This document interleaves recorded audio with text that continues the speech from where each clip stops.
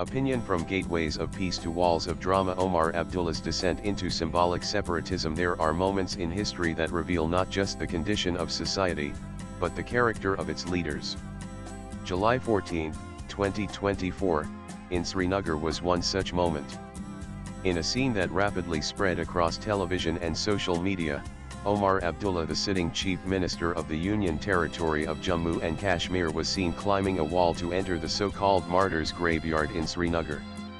This, despite the fact that the main gate stood open, and his father Dr. Farooq Abdullah and senior party colleagues had already entered through it. The act, symbolic as it was, raises troubling questions not just about theatrics in politics, but about the slow drift of mainstream dynasts into the performative tactics once used by separatists.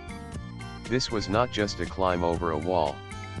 It was a climb into a narrative of victimhood crafted, staged, and calculated to remain politically visible in a region that has long begun to move on from its troubled past. Much of the media, including an editorial in a national daily, framed the incident as a case of disrespect or administrative overreach.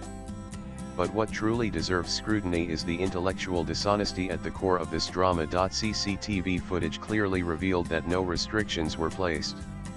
The entrance gate was open, and national conference leaders entered through it without facing any obstruction.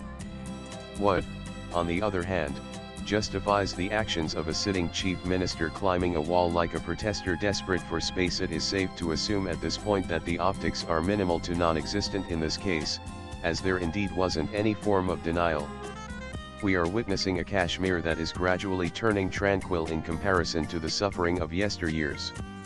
Young voters are shunning conflict, compelling the desperate need to showcase relevance through such actions.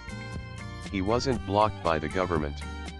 Instead, he was blocked by the unrelenting force of the political timeline that has moved forward without him. It is important to remember that earlier, Omar Abdullah's government, while he was chief minister, geographically constrained the gatherings at the graveyard on July 13 due to security reasons. He did not stage any of the dramatic, theatrical entrances that he did on July 14. There was no speech about some constitutional cap, and no imagery of climbing walls and victimhood.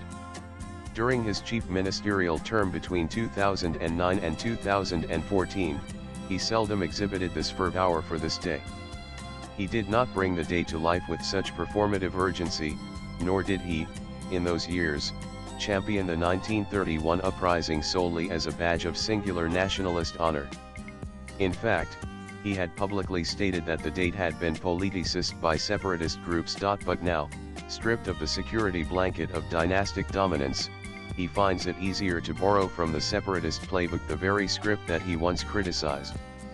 The date of July 13 has long been exploited by leaders in Pakistan, Pak, and Kashmir's separatist networks to malign the Indian state and project a false history of alienation. That same national daily editorial even acknowledges this, yet fails to question why Omar Abdullah is now mimicking the tone and tactics of these very actors.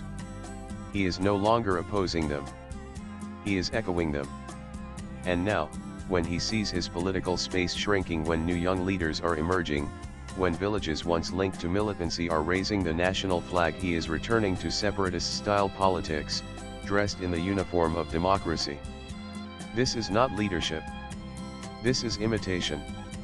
This is acting like a separatist while still holding a constitutional post. If any aspect should draw one's attention, it is not the wall Omar climbed, but the relative peace which enabled him, his co-workers, and colleagues to even perform this act.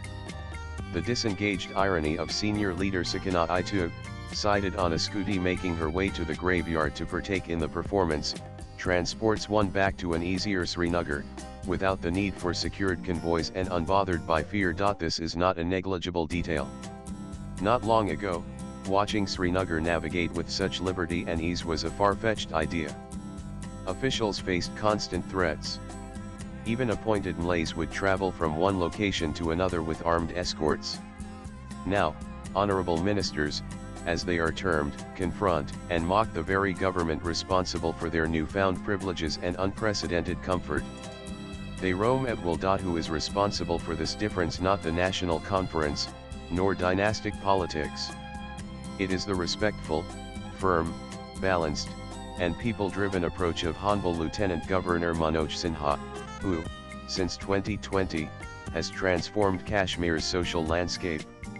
The National Conference squandered decades trying to gain the public's trust. This government earned that trust in just a few years by establishing peace. The central point of conflict here goes beyond gainful access to a graveyard. It highlights a politically elite class that is out of touch with the very people it claims to represent. Kashmiris are no longer impressed by poorly performed dramas and empty political slogans. The youth are thirsting for opportunities rather than mere obituaries. In districts that were once regarded as bastions of militancy, young people are now proudly raising the national flag, organizing sports activities, taking up careers in the civil services, and even starting their own businesses. Unlike Omar Abdullah, who insists on climbing walls, they are busy ascending ladders of growth, aspiration, and national engagement. The symbolic gate he refused to cross was not closed by the state, but rather shut by his own failure to lead in this emerging reality. Omar Abdullah's wall scaling could be justified as a form of performance art, and it wasn't random either. It was a deliberate spectacle, designed to invoke sympathy, attract headlines, and advance a narrative of grievance that has been overused. However, the people of Kashmir, just like people across the world, are moving forward in every sense. They have shown that the era of theatrics is over. They are too smart, too aware, and far too forward-thinking to fall for contrived, staged victimhood. The open gate at the graveyard was more than a physical structure. It was a metaphor, for the doors now open to progress, peace, and integration. But some politicians are so invested in their past that they choose to climb walls rather than walk through those doors. The question is no longer whether the state disrespected Omar Abdullah. The real question is, does he respect the people's mandate for a peaceful, forward-looking Kashmir? Swipe left for next video. For the youth of Kashmir, the time for slogans has passed. They want sincerity, not spectacle. And if some leaders cannot adapt to this shift, it is not Delhi's fault, or the LGS, it is their own. Mudassir Dar is a social and peace activist based in South Kashmir. He is a Rashtrapati Award recipient in World Scouting and has contributed to many local and national publications on a diverse range of topics, including national security, politics, governance, peace, and conflict. Views expressed in the above piece are personal and solely that of the author. They do not necessarily reflect News 18's views. Latest blogs.